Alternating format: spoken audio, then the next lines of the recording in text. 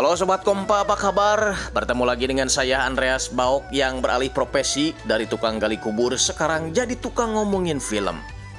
Kali ini saya akan merangkum sebuah film movie dan series judulnya Shark the Beginning dan juga Sharkstorm.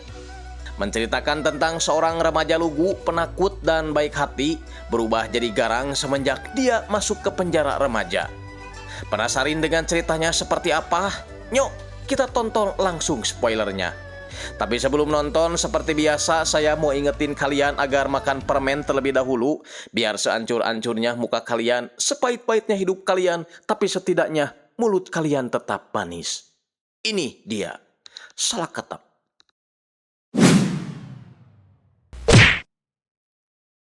Di tengah suasana kota Seoul di kala maghrib, kita akan bertemu dengan seorang pria bernama Do Hyun.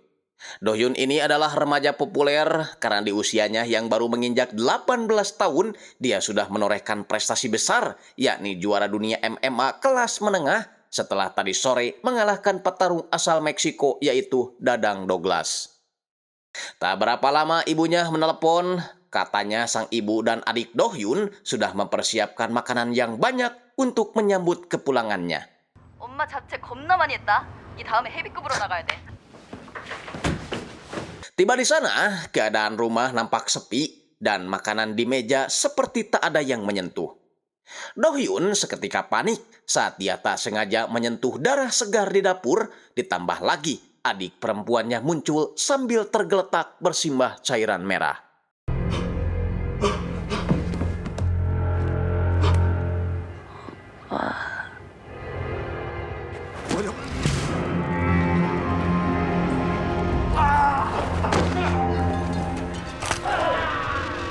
Kini giliran jasad ibunya yang muncul disertai penyerangan dari perampok kedua dan ketiga.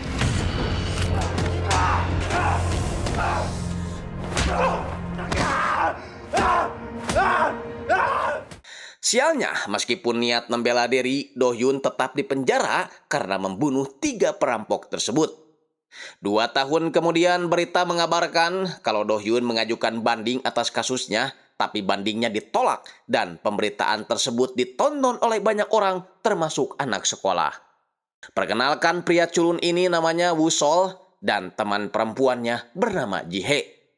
Tak lama kemudian, wali kelas memperkenalkan murid baru bernama Sok Chan.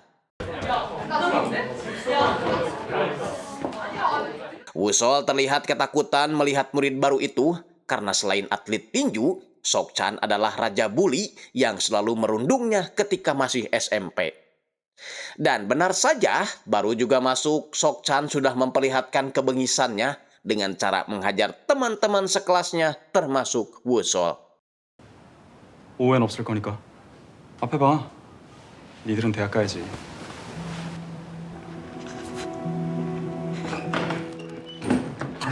Ji Hae berusaha mencegah, tapi orang koplok ini langsung memberi pelajaran kepada Ji Hae, tak peduli kalau Ji Hae seorang wanita. Tak tega melihat Ji Hae terus-terusan dijitak, Woo Sol memohon agar Sok Chan berhenti menghajarnya. Namun, lagi-lagi malah Woo Sol yang balik dihajar. 다 이런 빠덕들을 3년을 가르쳐도 이 지랄이면 얼마를 더 해야 돼?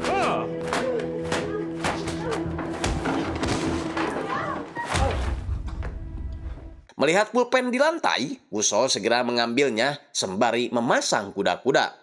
Jelas, Sok Chan gak takut karena tahu Woo Sol adalah pria pecundang, menyuruh Woo Sol untuk memilih bagian mana yang akan dia tusuk.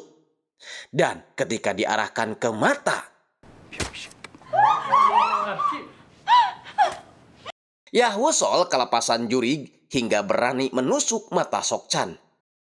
Akibat dari perbuatannya itu, Woo Sol diadili di persidangan dan dinyatakan bersalah dengan dalih melakukan percobaan pembunuhan. Hukuman itu disambut histeris oleh ibu Woo Sol yang datang juga ke acara persidangan. Kini, Woo Sol serta remaja lain yang memiliki masalah akan digiring ke penjara remaja. Secara kebetulan, Woo Sol duduk di sebelah Do Hyun yang juga akan dipindahkan.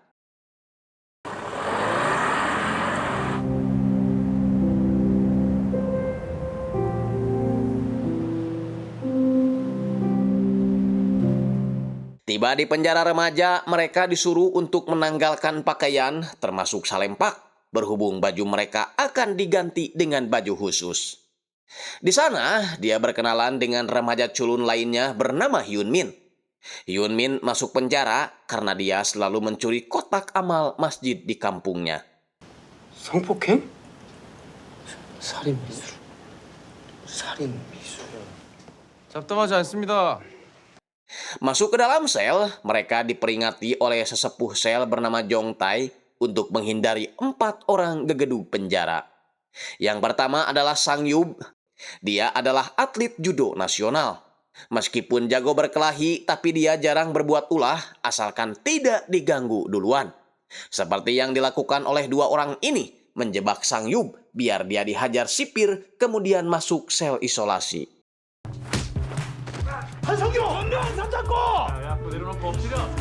그냥 징벌방에 사는 사람이라고 생각. Orang kedua yang harus Wosol hindari adalah orang gempal ini, kita panggil aja Ayin. 봐봐. 야, 생긴 거 존내 족같지. 쫄았다면 그냥. Yang ketiga Sun Yong, meskipun anunya kecil, badannya maksud saya, tapi kalau gelut mah, dia memang gak bisa diremehkan. Terus, yang terakhir tentu saja si juara MMA yaitu Do Hyun. Masalahnya sekarang karena ada salah satu pemain yang cedera, Wusol dipaksa ikut bermain dan tak sengaja menendang bola ke arah kantong menyan si Ayin.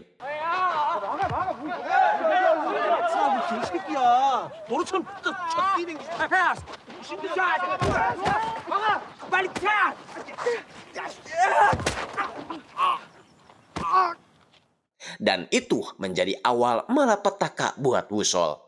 넌 진짜 좆된 것 같다. 좆. Saat itu juga, Wusol langsung diseret anak buah si Ayin untuk diberi pelajaran.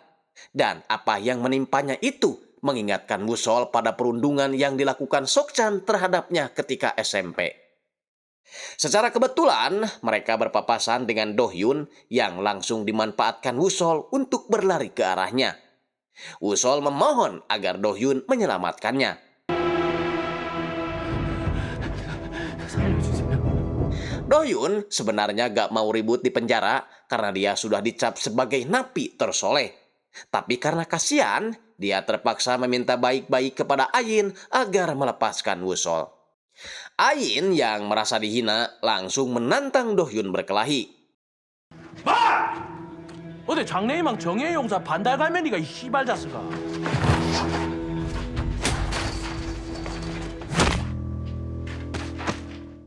Hal itu semakin membuat Ayin membenci Wusol. Itu terlihat saat jam pelajaran, mata Ayin hanya tertuju kepada Wusol saja. Membuat Wusol ketakutan, ingin pipis di celana. Saat jam pelajaran selesai, Wusol diantar sipir ke ruang berkunjung karena ada seseorang yang ingin menemuinya. Itu adalah Sokchan yang datang hanya ingin memberitahu kalau gara-gara Wusol, dia jadi berhenti sekolah dan main tinju. 왜 표정이 그래? 네가 어떻게 해놨는지 봐야지. 잘못했어, 석찬이가. 그때부터가 진짜 시작이야. Besoknya, Ayin kembali mengancam Wusol. Kalau urusan mereka berdua tuh belum selesai. Untungnya, guru keburu datang menyuruh Wusol untuk membuka jendela. Di saat itulah Wusol tertarik dengan Do Hyun yang tak henti-hentinya melatih fisik dan kekuatannya. Wusol berusaha akrab dengan menawarkan susu kepada Do Hyun, tapi Do Hyun tetap cuek tak mempedulikannya. Tapi setidaknya hal itu membuat Ayin CS mengurungkan niatnya menghajar Wusol hari ini. Suatu hari, Wusol kembali datang mengunjungi tempat Do Hyun sering melakukan lari. Dia memberanikan diri jujur kalau dia ingin belajar gelut pada Do Hyun. Do Hyun awalnya menolak, menyangka kalau tujuan Wusol belajar karena dia ingin melakukan balas dendam terhadap si Ayin atau menindas orang-orang lemah. Tapi Wusol tak nyerah, dia mengaku ingin belajar hanya untuk menjaga diri, ingin hidup normal dan tak mau dipukuli lagi. 진짜 그런 거 아니에요. 진짜 그런 거 아니라니까요. 맞기 싫어서 더 이상 도망치기 싫다고요. Melihat tekad Wusol yang begitu keras, Do Hyun akhirnya luluh dengan syarat Wusol harus bisa mengelilingi lapangan ini 100 putaran dalam kurun waktu 40 menit saja. Wusol sebenarnya ragu, tapi dia akan tetap mencobanya.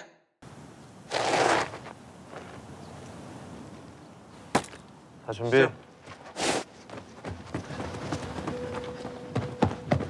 Beberapa puluh kali Wusol terus tersalip Dohyun dan badan Wusol nampak sudah tak seimbang. Sambil membayangkan masa-masa ketika dia dirundung oleh Sokchan waktu sekolah. 저희 잘 지내요. 갔냐? 사람 소리 내지 마. 뭐 말하면 달라질 줄 알았어. 저것도 용기야.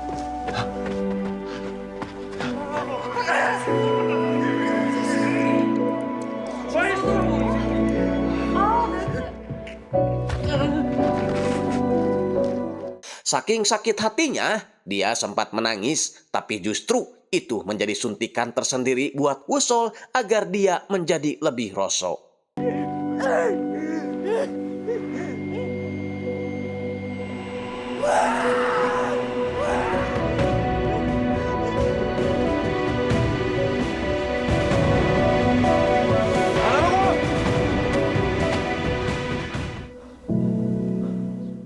Setelahnya, Dohyun menemui kepala penjara, meminta bantuan si kepala penjara agar memindahkan Wusol ke selnya. Tentu saja beliau bersedia mengabulkannya karena semenjak kedatangan Dohyun, penjara pelajar ini relatif lebih kondusif dibanding sebelumnya. Alhasil, Wusol yang sedang makan dipanggil oleh sipir penjara karena mulai hari ini dia akan satu sel dengan Dohyun.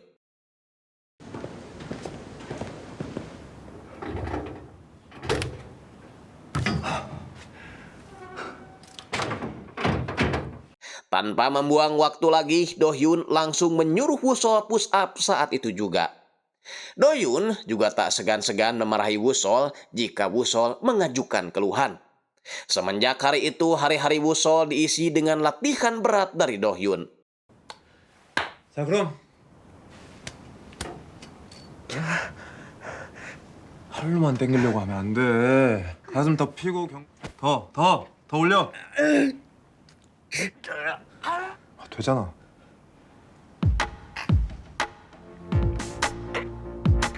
Hingga makan pun Wusol harus 4 sehat 5 sempurna, bukan 4 sehat 5 sebeuh atau kenyang.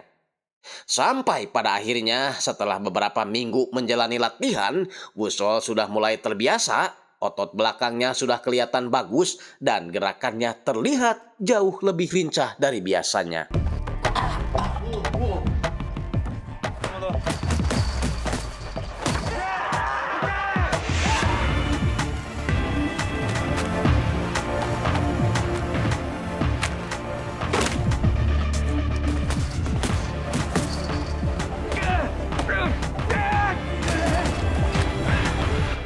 Di tempat lain, seorang pemuda stres sengaja berdiri di tengah jalan menghalangi mobil yang mau lewat.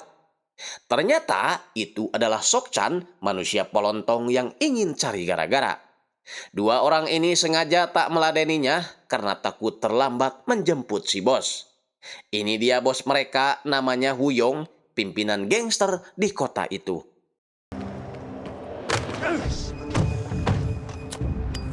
Bukannya marah melihat anak buahnya dihajar, Huyong justru tertarik dengan kemampuan gelut Sokchan. Dia pun langsung memberikan kartu namanya, mengajak Sokchan untuk menjadi anak buahnya. Tapi Huyong berusaha sabar, dia berjanji tak akan memaksa Sokchan gabung asalkan Sokchan mampu menghindari serangannya dalam hitungan ketiga. 네 재능 나 줘라.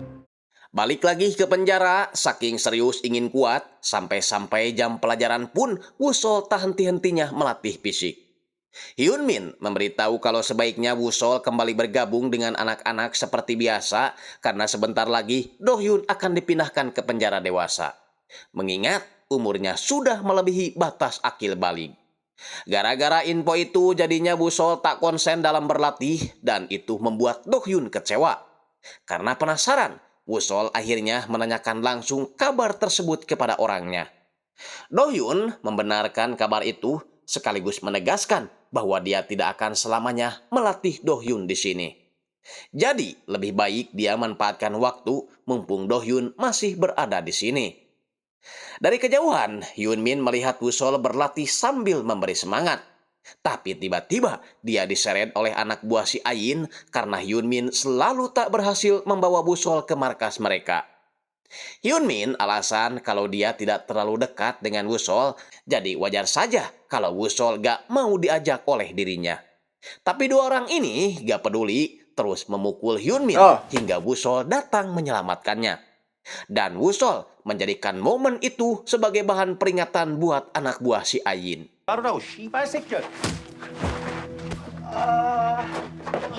Ayin yang sedang bekerja kembali mengutus dua anak buahnya untuk membawa Woo-sol. Jika kali ini tak berhasil, maka mereka berdua akan dihukum. Alhasil, dua orang ini terpaksa mendatangi tempat latihan Do-hyun untuk meminjam Woo-sol sebentar dengan alasan ada bisnis jual beli legging. Woo-sol pun meminta izin pada Do-hyun dan Do-hyun mempersilahkannya. Tiba di markas, Ayin langsung protes kenapa Woo-sol memukul anak buahnya, padahal besok anak buahnya itu akan dibebaskan dari penjara. Woo-sol sudah mencoba meminta maaf, tapi si botak yang niatnya udah ingin menghajar Woo-sol dari awal malah terus memukulnya. 제 친구를 때리고 있었고요. 아이고.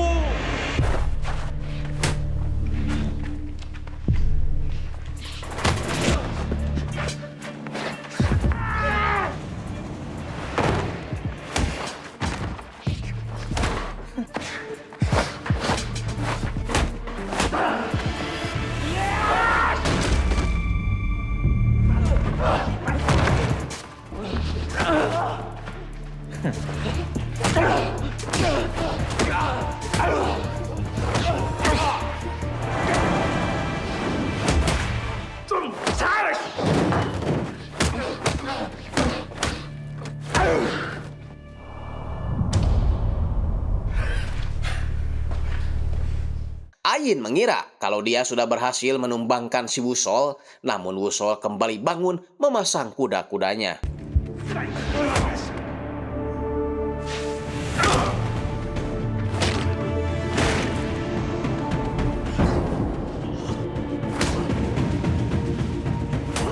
Woo-sol terus mencecar wajah si Ayin habis-habisan sebelum pada akhirnya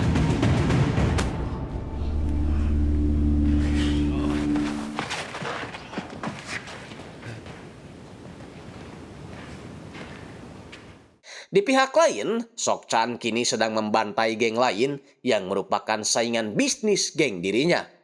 Dan sebagai bos, Woo-yong tentu senang dengan kinerja yang ditujukan anak buah barunya itu. Singkat cerita, tak seperti biasanya, pagi itu menu sarapannya sangat banyak dan enak-enak. Termasuk saat latihan, Do-hyun terlihat sangat serius sekali dan lebih cerewet dari biasanya.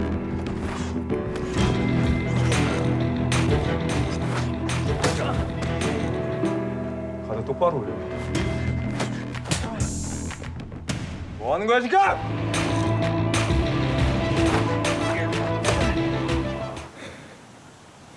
Karena rupanya itu adalah hari terakhirnya menjadi guru silat Woo-sol. Ya, hari ini Do-hyun akan dipindahkan ke penjara dewasa. Dia berpesan agar Woo-sol tak berhenti berlatih. Mengibaratkan seekor hiu yang tak memiliki kantong udara, makanya hiu akan terus bergerak jika dia tak ingin tenggelam. Saat Do-hyun pergi, Woo-sol tak bisa lagi menahan kesedihannya. Dia menatap keluar sambil tak henti menangis.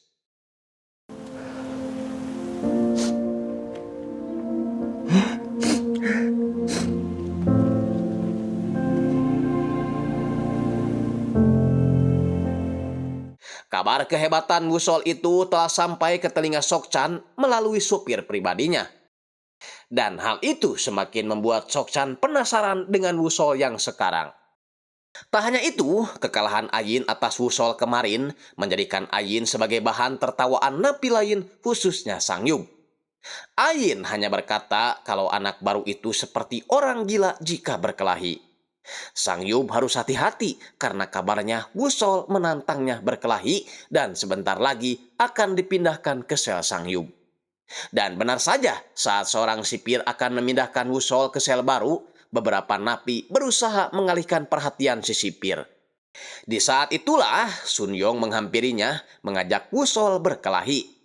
Jika Sun Yong menang, maka Wusol harus menuruti semua perintahnya, dan jika Wusol menang, maka Sun Yong akan berhenti malakin napi lain. Wusol pun sepakat dan pertarungan itu akan diadakan 5 hari lagi seusai masa tenang berakhir. Sebagai salam pemanasan, Sun Yong sengaja memperlihatkan jurus tendangan si madunnya.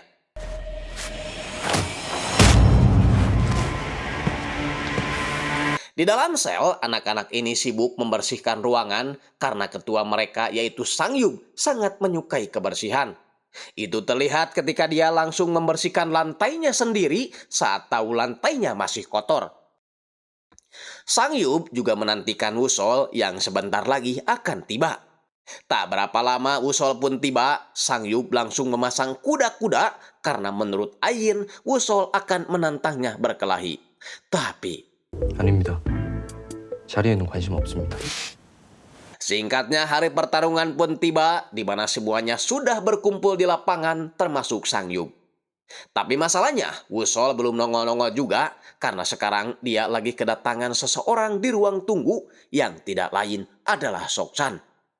Sok-chan datang hanya ingin sekedar memberitahu bahwa dia sudah tidak sabar menantikan Wusol keluar dari penjara, karena dia juga tahu bahwa Wusol telah banyak belajar dari Do-hyun.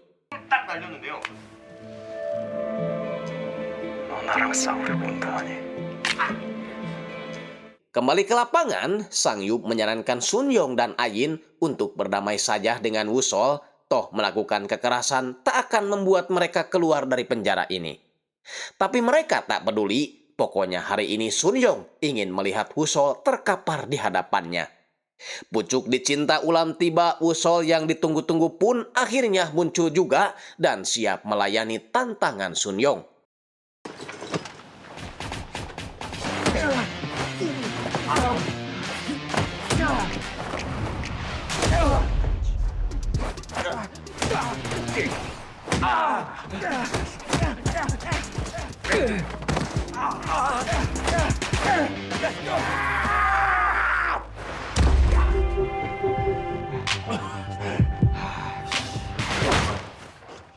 일어나 보시.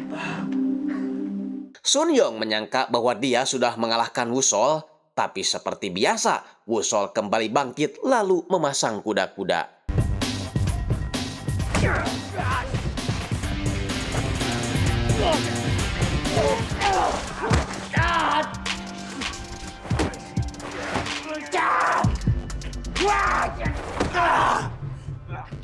Wusol akhirnya berhasil mengunci pergerakan Sun Yong hingga dia tak bisa bergerak.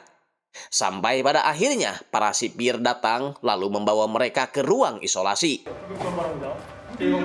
Meski berada di ruang isolasi, Wusol tetap gak berhenti berlatih seperti yang diamanatkan Do-hyun kepadanya.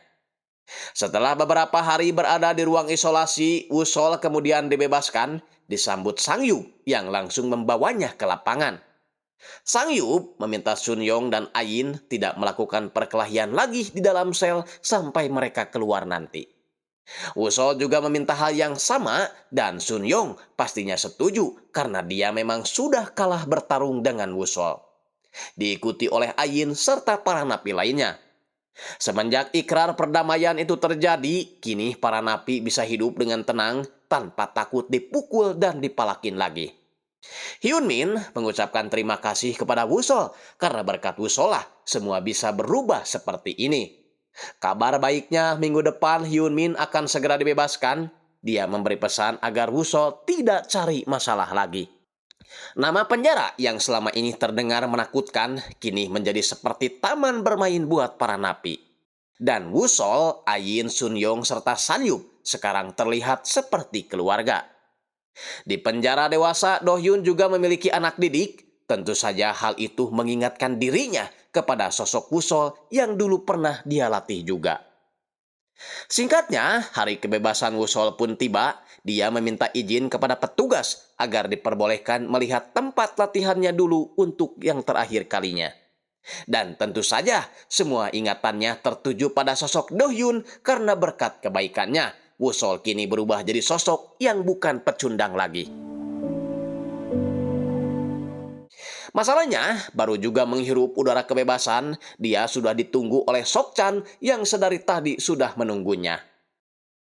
Wusol sebenarnya sudah menolak berkelahi, tapi karena Sok-chan terus memaksa, oke, siapa takut? 내가 너한테 잘못한 게 뭔데?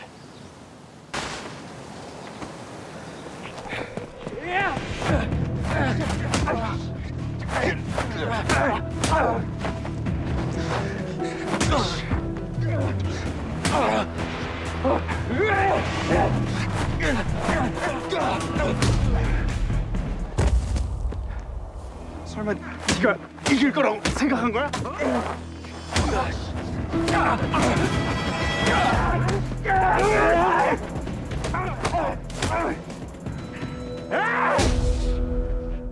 Wusol sempat tersungkur lama setelah terus-terusan kena hajar si Sok-chan. Seketika Wusol teringat dengan perkataan Do-hyun agar dia terus bergerak jika dia tidak ingin mati. Dan wejangan itu secara tidak langsung memberi energi tambahan buat Wusol.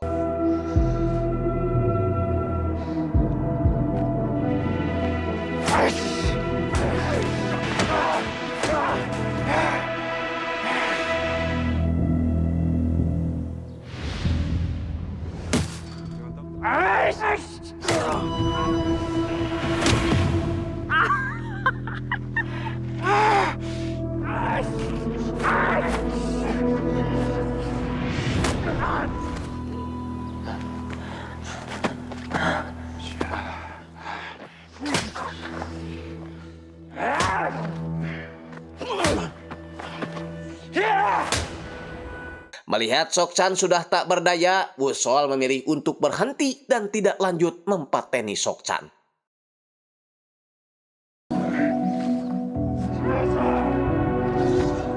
Beberapa hari kemudian, Wusol mengunjungi Do-hyun di penjara. Wusol membahas perkataan Do-hyun waktu dulu tentang Hyu yang harus selalu bergerak jika dia tidak ingin tenggelam. Nyatanya, setelah Wusol telusuri, Hyu justru tidak banyak bergerak dan cenderung diam, banyak istirahat. Mereka akhirnya tertawa karena itu hanya akal-akalan Do-hyun saja agar Wusol termotivasi. 6 bulan kemudian waktu pun berlalu. Selain jago gelut, sekarang Wusol juga pandai ngeprank seorang supir. Dikira lari karena ketinggalan bis, ternyata dia memang jogging aja untuk menjaga kebugaran tubuhnya. Hampir semua penumpang merasa takjub dengan kecepatan lari Wusol yang terus maju gak ada reman. Sedangkan Sun Yong membuka bisnis pizza di pinggir jalan menggunakan sebuah truk yang sudah didesain khusus. Sementara si Ayin, selain sibuk bekerja, dia juga sedang mengikuti program ujian kesetaraan untuk mengejar cita-citanya yang ingin menjadi seorang bidan. Lain halnya dengan Sang-yub, dia akan kembali ke gimnasium, mengejar cita-citanya yang tertunda sebagai atlet judo nasional. Selama ini terhenti akibat mendekam di penjara remaja. Ya, meskipun cap penjahat masih melekat di mata umum, tapi mereka sudah berjanji akan memperbaiki hidup mereka lebih baik lagi. Wusol sengaja pergi ke penjara menengok Do-hyun, sekaligus memberitahu kalau sekarang dia bekerja paruh waktu di sebuah gimnasium dibawa oleh sahabatnya Sang-yub. Meskipun pekerjaannya adalah mencuci, mengepel, dan jadi samsak, tapi di sela-sela itu dia bisa berlatih mandiri setelah pekerjaannya selesai. Bagus sih, kata Do-hyun, hanya saja dia masih khawatir banyak gangster yang akan mengincarnya, efek dari kemenangan Wusol atas Sok-chan waktu itu. Karena dengan kalahnya Sok-chan, salah satu gangster yang paling ditakuti, maka akan banyak orang yang ingin mengetes kemampuannya. Intinya, jangan melakukan sesuatu berdasarkan emosi jika tidak ingin masuk penjara lagi seperti Do-hyun sekarang. Wusol memang punya keinginan menjadi atlet profesional, tapi apalah daya, untuk sementara waktu dia harus menjadi kacung terlebih dahulu melayani orang-orang latihan di gimnasium. 얻었습니다. 빼서 쓰시면 됩니다. 우리 딸이 너무 멋있다. Inilah petarung paling arogan dan paling sombong di tempat tersebut, namanya Songgot. Selain selalu membawa cabe-cabeannya yaitu si Yuyun, dia juga selalu ingin menjadikan manusia asli sebagai samsaknya. Berhubung samsak hidupnya ini sudah nyerah, kali ini dia akan menjadikan Wusol sebagai gantinya. Awalnya Wusol ragu, tapi setelah Jamet ini berkata bahwa Wusol akan punya kesempatan menjadi petarung jika mengalahkannya, Wusol pun akhirnya bersedia. Wusol yang berangkat dari petarung liar non-resmi tentu saja gak mau pakai helm pelindung, dan itu membuat si Songgot merasa diremehkan.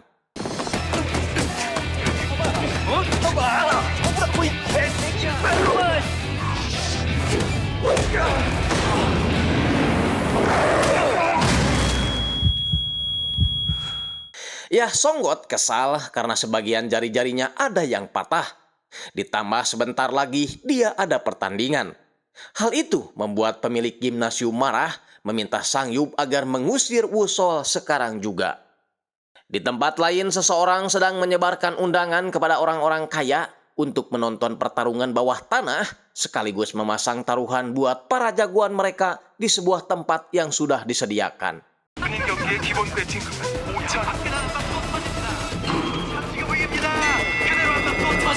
치열하죠? 잽! 기절이에요. 안면의 데미지 지금 상당히 싸울 야, 중계씨. 지금 이대로 경기 끝날 수 있거든요. 패기가 돋보이는 경기였습니다.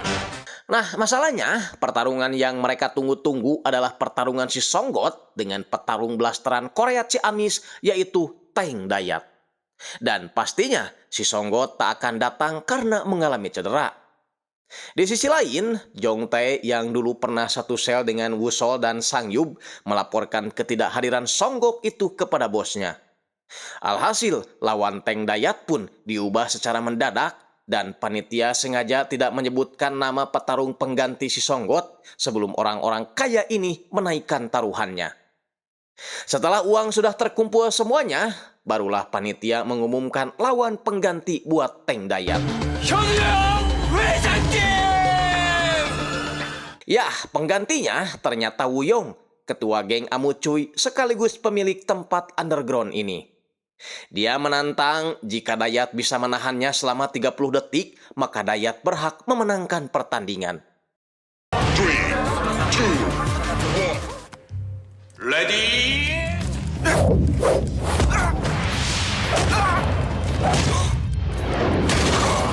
Sialnya, dalam waktu 10 detik saja Dayat sudah ngajoprak. Dan karena Wuyong adalah orang kejam, inilah yang dia lakukan setelah Dayat terjatuh. Beralih ke Wusol yang dapat telepon dari Sangyup bahwa mulai malam ini Wusol sudah boleh kembali ke gimnasium. Di saat bersamaan tak sengaja Wusol melihat Ayin dimaki-maki oleh seseorang yang memakai jangka. Orang tadi ternyata orang yang selalu dirundung Ayin di masa lalu hingga kakinya patah. Dan sekarang Ayin ingin meminta maaf sekalian memberikan uang kadedeh atau kompensasi sebagai rasa bersalahnya. Tapi sayang, orang itu tidak mau memaafkan Ayin.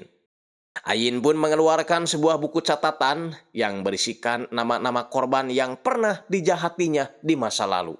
Ayin sangat terkejut melihat Wusol memanggil namanya. Wusol pura-pura tidak tahu soal tadi, mengaku kalau dia baru aja sampai lalu melihat Ayin berdiri di sana. Sekarang mereka berdua akan sama-sama menemui Sun Yong yang sekarang sudah jadi pengusaha makanan. Pertemuan tiga mantan napi ini selalu diwarnai dengan keributan-keributan kecil antara Ayin dan Sun Yong. Tapi jangan khawatir, itu hanya sebuah lelucon saja, sama halnya ketika kita baru bertemu kembali dengan teman-teman lama kita. Tak berapa lama, Jihe datang. Jihe ini adalah teman SMA Wusol yang sekarang jadi guru fripatnya si Ayin.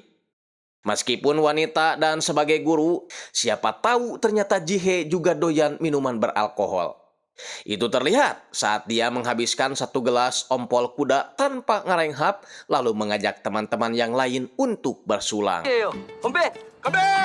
Tak terasa, malam semakin larut, jam dagang telah usai dan mereka membantu Sun Yong membereskan peralatan dagangnya. Sun Yong melihat Wusol tak mengalihkan pandangannya terhadap Jihe, tanda kalau Wusol sedang ketibanan eceng. Di lain sisi, seorang pengendara terlihat ugal-ugalan di jalan raya. Gobloknya, dia seenaknya berhenti di tengah jalan, membuat salah satu pengendara lain emosi. Kemudian, dengan polontongnya dia melintasi jalan raya seolah-olah jalan tersebut adalah milik engkongnya. Ternyata itu adalah ketua Wuyong yang tiba-tiba saja meminta Wusol untuk jadi anak buahnya. 네가 차우솔이야? Jadi, 3 jam sebelumnya, Wuyong menaiki perahu Boots menghampiri sebuah kapal besar, tempat anak buahnya menyekap Songgot beserta 2 orang spesialnya, Neng Yuyun dan juga sepupu yang merangkap sebagai asistennya sendiri. Sambil makan babi guling, Wuyong menanyakan alasan kenapa Songgot kabur dari pertandingan.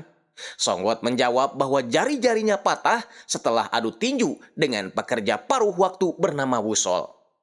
Meskipun udah tahu permasalahannya seperti apa, Wuyong malah memberikan pilihan kira-kira siapa yang akan Songgot selamatkan di antara sepupu dan juga pacarnya.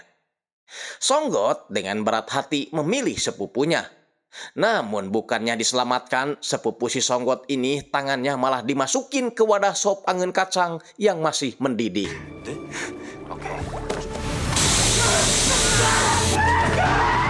Sampai pada akhirnya mereka semua tetap saja dibunuh. Jong Tae yang mengenali Wusol memberitahu bosnya bahwa Wusol pernah mendekam di penjara selama 2 kali lebaran dan orang inilah yang telah mengalahkan Sok Chan waktu itu.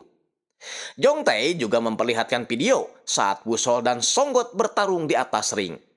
Makanya mengetahui potensi besar yang dimiliki Wusol, Wuyong ingin menjadikan Wusol sebagai anak buahnya sekaligus menjadikannya sebagai sumber uang di atas ring. Nah, belum jelas apa yang selanjutnya terjadi di kedai Sun Yong malam itu, karena Shin langsung berpindah ke hari esoknya saat Jihe selesai mengajar di kelas privatnya. Dia ditelepon Wusol agar Jihe langsung mengabarinya jika sudah selamat sampai rumah. Jihe langsung menutup telepon setelah melihat wanita hamil kesulitan membereskan barang bawaannya yang jatuh. Wanita hamil itu lalu meminta Jihe untuk memasukkan barang-barangnya ke dalam mobil. Namun, setelah selesai, wanita itu terlihat nyebat sambil menyebut nama Jihe. Lalu setelah itu,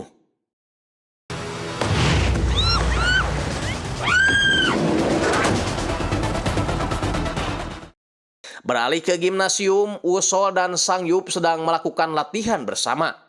Di sana ada Ayin yang baru datang dan Sun Yong yang sedari tadi melihat latihan mereka. Ayin dan Sun Yong langsung mengingat masa-masa di penjara dan sepakat bahwa Wusol lah yang mengacaukan kekuasaan mereka di penjara. Namun walaupun begitu, mereka sangat bersyukur sebab berkat Wusol, mereka berdua bisa punya keinginan untuk menjadi orang baik. Sekarang, mereka berdua sangat menyayangi Wusol seperti adik bahkan anak mereka sendiri. Kalau diibaratkan nih, mereka itu seperti orang tua, Sun Yong jadi ibunya dan Ayin menjadi bapaknya. Balik ke ambulans, wanita hamil bernama Suhyun tadi ternyata hanya pura-pura hamil saja untuk menarik perhatian Jihe. Saat Suhyun sedang ganti baju dan dokter gadungan sedang mencari obat, kesempatan itu dimanfaatkan Jihe untuk berontak, tapi sayangnya dia kesulitan membuka pintu. Dan pada akhirnya,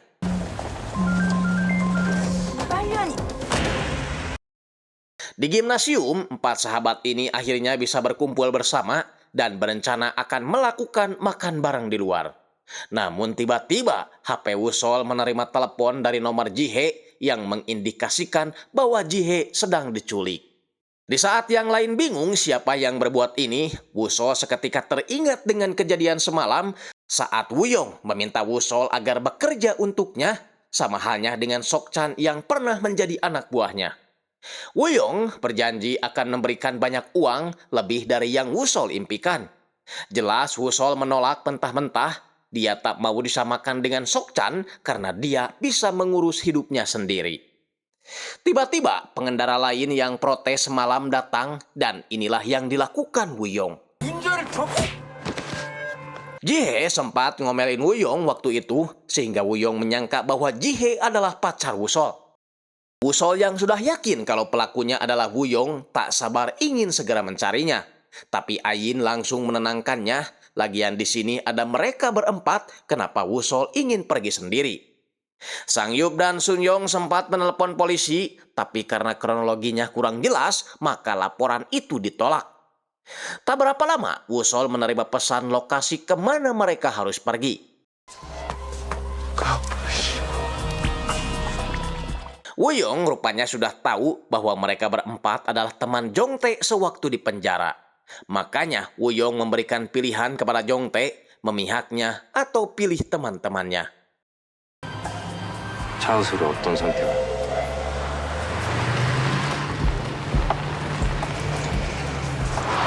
Setibanya di tempat itu, mereka berempat berpencar. Woo-sol dan Ayin ke sebelah kanan, sedangkan Sun-yong dan San-yup ke arah kiri.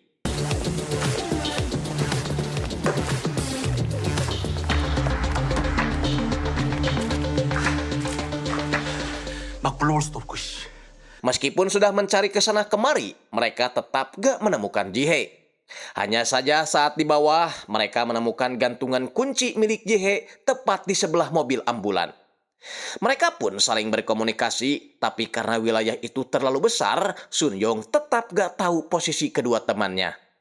Woo-sol dan Ayin masuk ke sebuah ruangan, menemukan ponsel Ji-hye tergeletak di atas meja. Sementara itu, Ji-hye disekap di sebuah kolam kecil dijaga oleh 2 orang berseragam suster. Ji-hye terus berteriak agar teman-temannya tidak terpancing oleh jebakan yang telah direncanakan ini.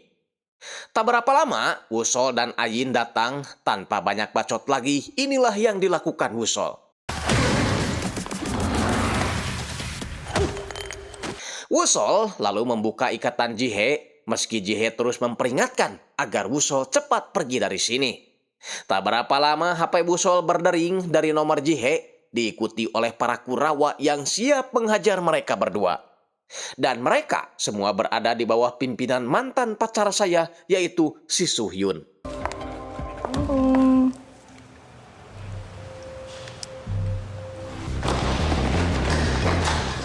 Jong-tae dapat telepon dari Soo-hyun bahwa dirinya sudah mengamankan Woo-sol, Ayin, dan juga Ji-hye, sedangkan 2 lainnya tidak diketahui keberadaannya. Ya, Sun-yong dan Sang-yup terlambat datang ke TKP, hanya melihat beberapa mobil saja yang lewat dari kejauhan. Yakin kalau 2 teman mereka ada di mobil-mobil tersebut. Sial bagi Woo-sol, baru juga sadar dia langsung disetrum lagi. Kehadiran mereka bertiga sudah ditunggu oleh Woo-yong yang duduk di ruangannya sambil makan buah kesemak. Pagi harinya, mayat Songgot dan 2 lainnya ditemukan mengambang di Sungai Han. Polisi menduga pembunuhan itu dilakukan oleh asistennya yang tidak lain adalah sepupu Songgot. Dan setelah melakukan pembunuhan, sepupunya itu melakukan bunuh diri diikuti oleh Neng Yuyun pacarnya si Songgot. Kembali ke Woo-sol, orang pertama yang dia lihat setelah bangun dari pingsannya adalah si Koplok. Woo-sol langsung bertanya di manakah teman-temannya. Woo-yong langsung emosi karena dia hanya ingin membicarakan kesepakatan kerjasama. Karena Woo-sol terus menolak, Woo-yong pun menutup mata Woo-sol, kemudian memperlihatkan keadaan 2 temannya yang dalam posisi diikat. Sekarang, orang Koplok ini akan memainkan permainan yang dibuatnya sendiri, mengambil pisau, kemudian menyuruh Woo-sol untuk memilih siapakah di antara 2 temannya yang ingin dia selamatkan. Woo-sol tak mau memilih di antara keduanya, biar dia sendiri menerima resikonya. Hal itu membuat Woo-yong lagi-lagi marah karena dia ingin Woo-sol mengikuti permainannya. 아무튼 잘 골라봐. 나만 있으면 되는 거잖아요. Tak berapa lama Soo-hyun datang memberitahu ada urusan penting yang harus diselesaikan Woo-yong. Sehingga Woo-yong pun menyerahkan eksekusi ini kepada Soo-hyun. dia menyuruh salah satu petugas untuk menyalakan kamera CCTV guna merekam kegiatan eksekusi ini.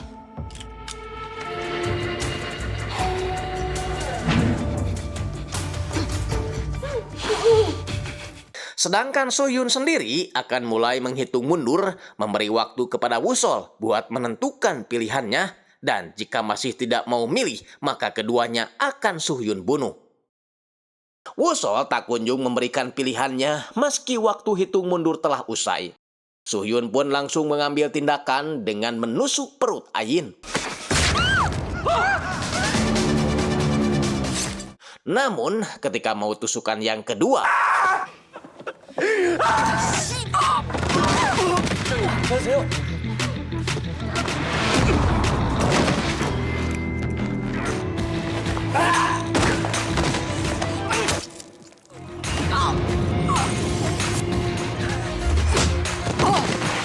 setelah menghajar orang-orang di ruangan tersebut, Ayin buru-buru melepaskan ikatan Ji-hye dan Woo-sol.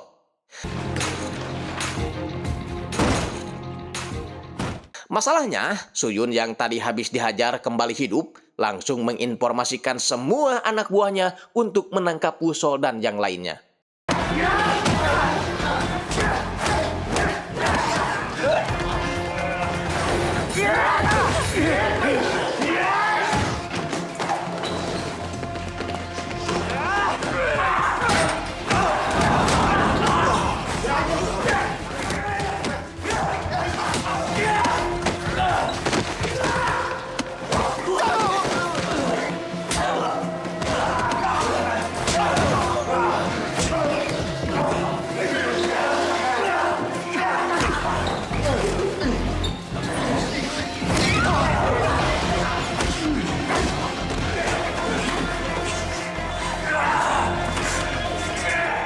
Karena para cecunguk ini terus berdatangan, Ayin memaksa Woo-sol agar segera menyelamatkan Ji-hye. Sementara di luar, Sun-young dan Sang-yup baru aja tiba di tempat yang dimaksud. Sehingga ketika Woo-sol dan Ji-hye terjebak di sebuah ruangan, Woo-sol tentu sumringah menyerahkan semua para cecunguk ini kepada mereka berdua.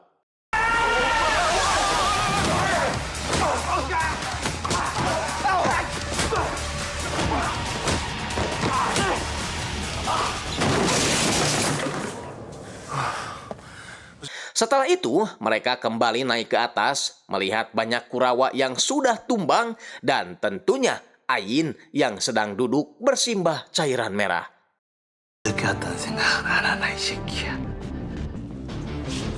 Mereka pun segera pergi menuju mobil sambil membopong Ayin yang sudah terluka parah. Entah dosa apa yang sudah dilakukan si Ayin selama ini, suka gak bayar utangkah atau apa, mau naik mobil aja, dia sampai terpeleset hingga harus digusur naik ke atas. Di dalam mobil, Woo-sol berusaha menahan luka tusukan yang ada di perut Ayin agar darah tak terus-terusan keluar. Meminta Sun-young agar membawa Ayin ke rumah sakit terlebih dahulu. Tapi Ayin menolak, dia hanya meminta Woo-sol agar menyampaikan permintaan maafnya kepada orang-orang yang telah dia bully di masa lalu. Dan semua daftarnya sudah dia tulis di dalam buku kecil yang selalu dia bawa ini. Setelah menyampaikan amanatnya, Ayin pun meninggal disambut tangis kesedihan dari para teman-temannya.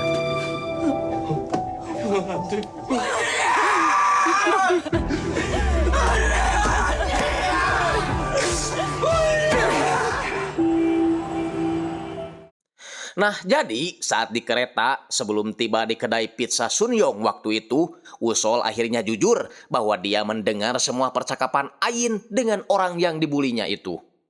Woo-sol berkata mungkin dia juga tidak akan langsung memaafkan Ayin jika dia adalah orang yang menjadi korbannya. Ayin harus lebih bersabar lagi, siapa tahu di kesempatan berikutnya orang yang dia bully itu akan melunak dan mau memaafkan Ayin. Ayin jujur ada 31 orang yang ingin dia datangi untuk dimintai permintaan maafnya, dan yang paling membuat Ayin bingung adalah tidak semua wajah orang yang pernah dia bully itu dia ingat semuanya. Woo-sol menjawab, insya Allah jika Ayin meminta maafnya dengan tulus, orang-orang itu akan memaafkan Ayin dengan sendirinya. meski Ayin tidak mendatangi mereka lagi. Lanjut, Ayin berkata bahwa sebenarnya ada sesuatu yang harus dia bicarakan dengan Wusol, tapi tidak hari ini. Nanti kalau semuanya sudah beres, baru dia akan bicara. Sekarang mah, mari kita bercanda dulu.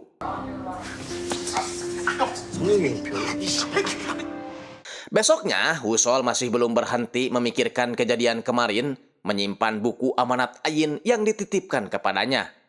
Sambil tak lupa melihat foto kebersamaan mereka saat mereka masih komplit. Tak peduli dengan derasnya hujan, Wusol tetap datang ke rumah duka, ditunggu teman-temannya yang sedari tadi sudah tiba di sana.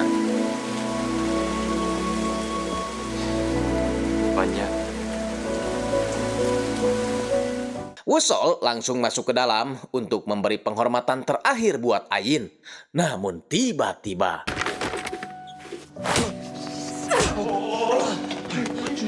Sangyup dan Sunyong berusaha melerai, tapi mereka ikut digebugin juga. Yah, wanita bernama Yunjin ini adalah adik Ayin, menyalahkan Wusol atas kematian kakaknya.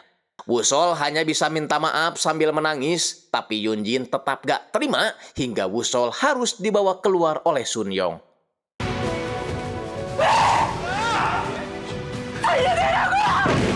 Yunjin menganggap kakaknya bodoh karena selalu ingin ikut campur urusan orang lain. Sedangkan di luar, Wusol terus menyalahkan dirinya sendiri. Seandainya saja dia tak berteman dengan Ayin sejak awal, mungkin Ayin tidak akan mati seperti ini. Jelas dong, Sunyong jadi emosi sebab menurutnya itu bukanlah kesalahan Wusol. Ayin memang bodoh, udah tua ingin masuk perguruan tinggi, dia juga nekat meminta maaf pada orang-orang yang dibulinya meski dia tahu bahwa itu hanya sia-sia saja. Namun yang perlu Wusol ketahui, Ayin sangat menyanjung Wusol sebab berkat kebaikan Wusol, Ayin jadi tersentuh merasa kalau dia benar-benar menjadi seorang manusia. Obrolan itu rupanya didengar juga oleh Hyunjin, sadar kalau mereka benar-benar teman baik kakaknya. Di ruangan berbeda, Jihae terdengar sedang ditelepon ibunya, menyuruhnya cepat pulang. Jihae menolak karena semua ini bisa dibilang gara-gara dirinya. Tapi tiba-tiba, anak buah si Woyong bernama Aang menyenggolnya. Karena curiga Jihae diam-diam mengikutinya, Aang terlihat sedang mengancam seorang polisi agar tidak memperpanjang kasus ini. Lanjut, Jongtae yang bicara melalui telepon menyuruh si polisi memanipulasi kasus ini dan harus selesai selama 2 hari ke depan. 이번 거는 좀 두둑히 챙겨줘야 돼. 전도를 잘해라. Si polisi kemudian menghampiri ibu si Ayin, memberikan kartu namanya agar si ibu bisa menghubunginya langsung tanpa pergi ke kantor polisi jika ada apa-apa. Jihae melaporkan semua yang dilihatnya itu kepada Sangyup dan Sunyong, artinya sekarang mereka tak bisa mengandalkan lagi kepolisian dan harus menghukum para penjahat itu dengan cara mereka sendiri. Tak lama kemudian seorang kurir mengantarkan karangan bunga dari Wuyong. 잘 전달했습니다. Sunyong langsung berlari menghancurkan karangan bunga tersebut saat itu juga, tak sabar ingin segera melakukan balas dendam. Sangyu berusaha menenangkannya sebab bukan hanya Sunyong saja yang kesal, tapi semuanya hingga adu bacot terjadi di antara keduanya. Jihae juga terpaksa ikut nimrung, menyadarkan mereka bahwa situasi sekarang masih dalam situasi berduka. Kejadian itu lagi-lagi disaksikan oleh Hyunjin dan mulai mengerti apa yang terjadi dengan kakaknya. Dari kejauhan, Wusol hanya bisa duduk sambil melihat daftar nama orang-orang yang ingin dimintai maaf oleh Ayin. Tak menyangka kalau nama terakhir dalam daftar nama itu adalah Wusol sendiri.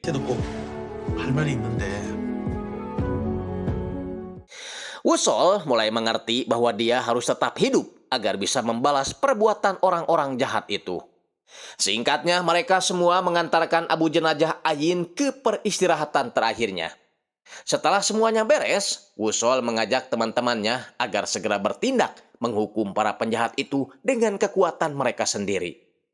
Hyunjin juga ingin ikut gabung sebab ini menyangkut tentang kematian kakaknya. Mereka pun setuju lalu mengadakan latih tanding di sebuah sasana milik bos si Sangyup. Tak menyangka, rupanya Yunjin pernah berguru di Banten dan menguasai jurus gajah ngenog.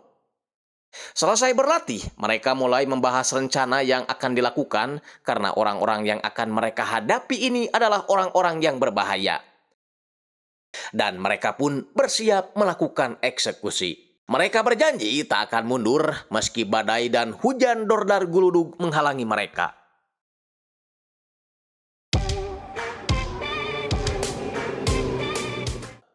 Malamnya, Yunjin naik motor Supra, pura-pura jadi kurir mengantarkan bingkisan ke gedung si Wuyong.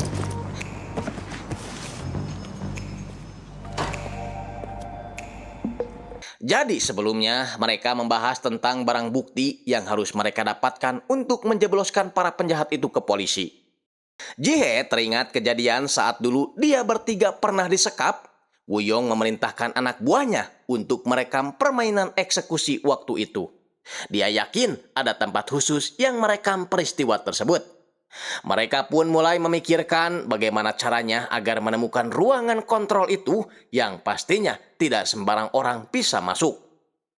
Sekarang, Yunjin terus masuk ke dalam, membawa bingkisan yang sebelumnya sudah dilengkapi kamera HP di keempat sudutnya yang ditujukan untuk dibawa ke ruang kontrol. Yunjin terus berjalan, tak peduli dengan para cecunguk yang memanggilnya. Para cecunguk itu tak bisa berbuat apa-apa, sebab sebelumnya anak-anak ini menempelkan kartu nama Wuyong di atas bingkisan. Kartu nama yang dulu pernah Wuyong berikan kepada Wusol saat mengajaknya kerjasama. Sekarang mereka berempat berkumpul menyaksikan bingkisan itu dibawa yang terhubung langsung dengan HP Wusol. Di saat bersamaan, Sang Yub sibuk membuat peta lokasi berdasarkan arah yang dilalui sepembawa kamera itu.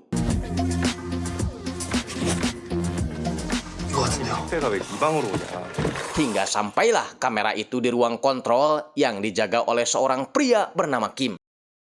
Baik Kim atau petugas yang lain tak berani membuka bingkisan tersebut, menyangka itu benar-benar dari Wuyong yang harus disimpan di ruang kontrol. Nah, karena udah tahu lokasinya, kini giliran mereka yang beraksi. Sempat terlihat melintas di kamera CCTV, para cecunguk ini segera menghampiri mobil truk itu. Di mana sebelumnya, Sun Yong sudah menyimpan bahan peledak di dalamnya untuk mengalihkan perhatian.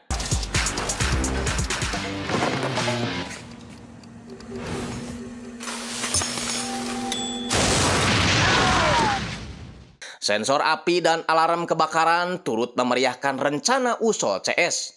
Sehingga sebagian pasukan terpancing untuk melihat situasi di basement.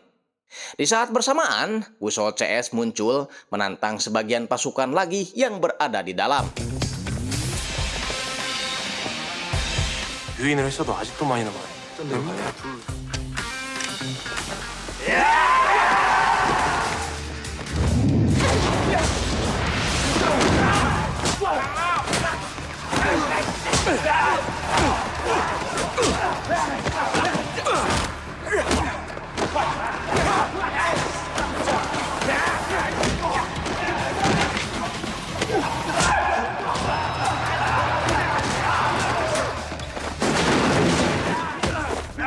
우솔이랑 상혁이가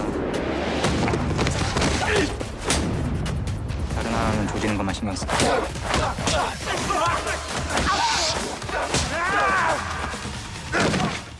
Setelah beres menghadapi prajurit yang ada di dalam, Wusol akan pergi mencari ruang kontrol, sedangkan 3 lainnya menghadang pasukan kloter kedua yang datang semakin banyak. Wusol terus berlari mengikuti arah yang sebelumnya dia lihat dari kamera bingkisan, sambil menghajar petugas yang menghadangnya. Sedangkan Yunjin menunggu di balik pintu lift, mengamankan 2 orang yang hendak turun.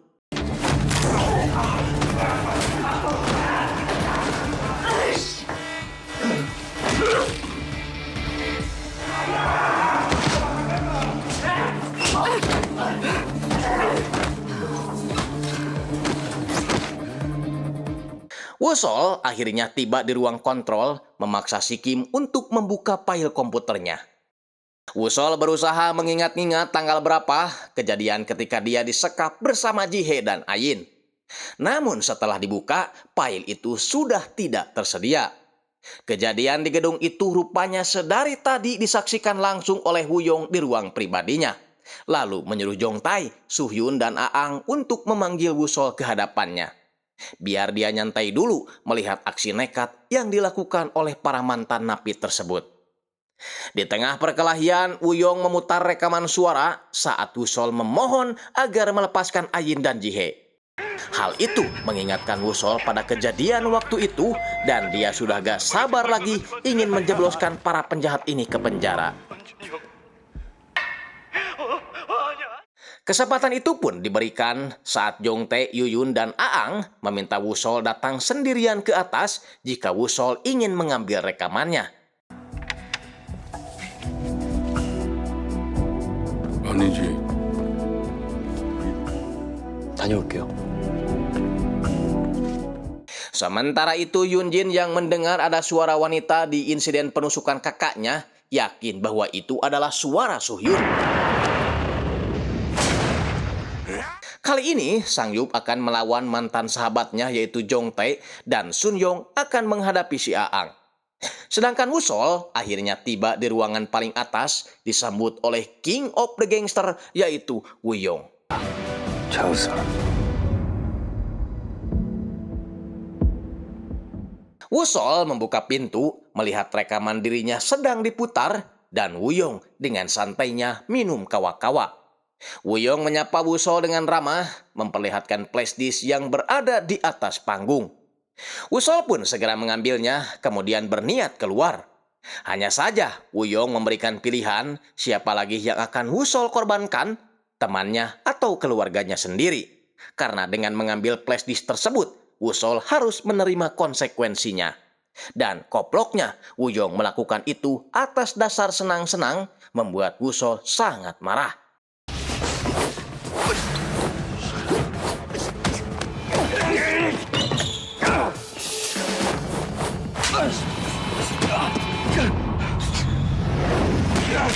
Wusol terlihat kewalahan meski Wuyong sepertinya belum mengeluarkan kemampuan terbaiknya. 네가 직접 복수할 수 있는.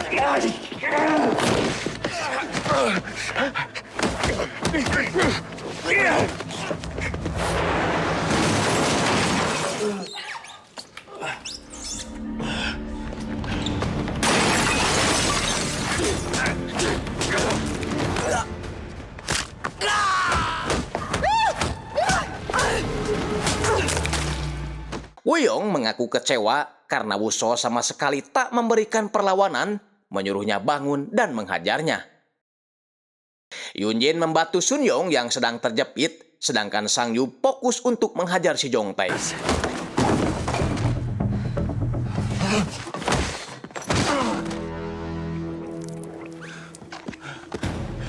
일어나.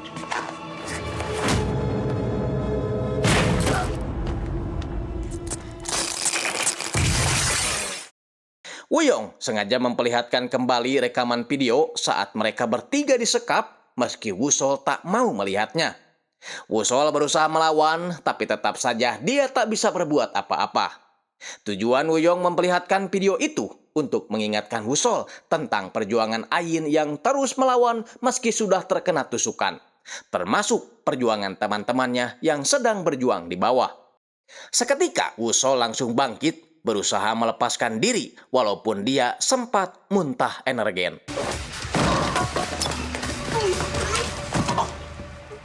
Wusol kembali berdiri mengajak Wuyong melanjutkan pertarungan.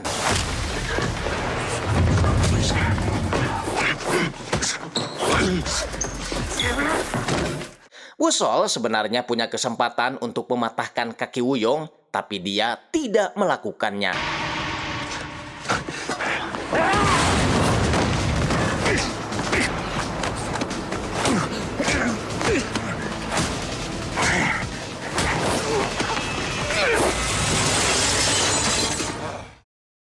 Di bawah, Sang Yup dan Jong Tae keduanya sama-sama tak mau kalah dan kini giliran Sun Yong yang menyelamatkan Yunjin di situasi terdesak.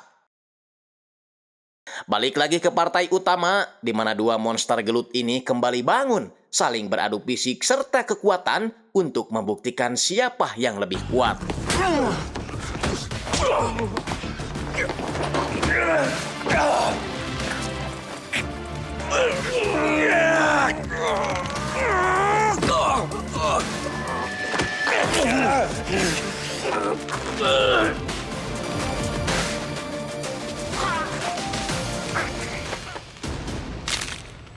Sang Yup berhasil mengkandaskan perlawanan si Jongtae meski harus dengan susah payah.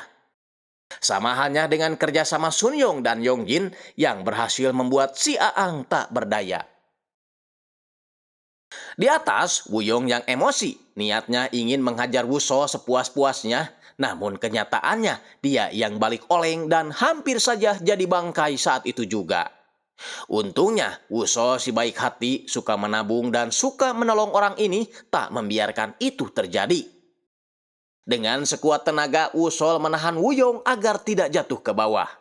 Wuso tiba-tiba teringat dengan teman-temannya yang merupakan mantan napi, tapi sekarang hidup mereka jadi lebih baik.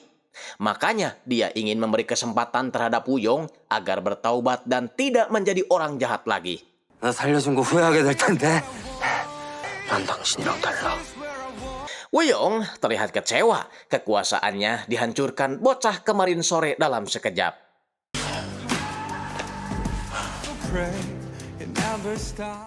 Besoknya, Wuyong ditangkap polisi atas tuduhan pembunuhan, perjudian, ngadu muncang, dan 80% kekerasan di kota ini merupakan ulahnya. Wuyong ditangkap setelah flashdisk kekerasannya diserahkan ke kejaksaan oleh pihak anonim, sekaligus terungkapnya kasus pembunuhan Songgot. Berita itu ditonton langsung oleh Wuso di dalam bis ketika dia akan mengunjungi tempat peristirahatan terakhir si Ayin. Tak lupa membuka buku catatan temannya itu karena sekarang dia akan mewakili Ayin meminta maaf kepada orang-orang yang telah dibuli Ayin sewaktu jadi preman. Ada yang menolak seperti orang-orang ini, ada juga yang bersedia memaafkan meski gak ikhlas sepenuhnya. Dari 31 orang yang dimintai maaf, hanya Wuso lah yang benar-benar memaafkan Ayin. Tak berselang lama, teman-teman yang lain datang melempar sebuah lelucon bahwa Wuso lebih pantas menjadi adik Ayin daripada Yunjin.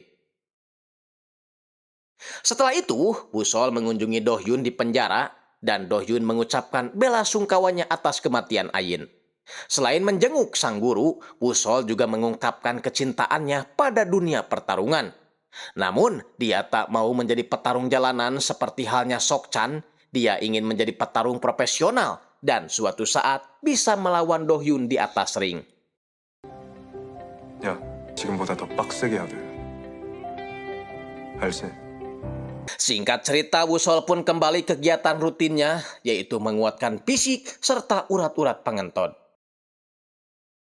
Sedangkan Sang Yup bekerja sambil mencari-cari kesempatan mewujudkan impiannya menjadi seorang petarung.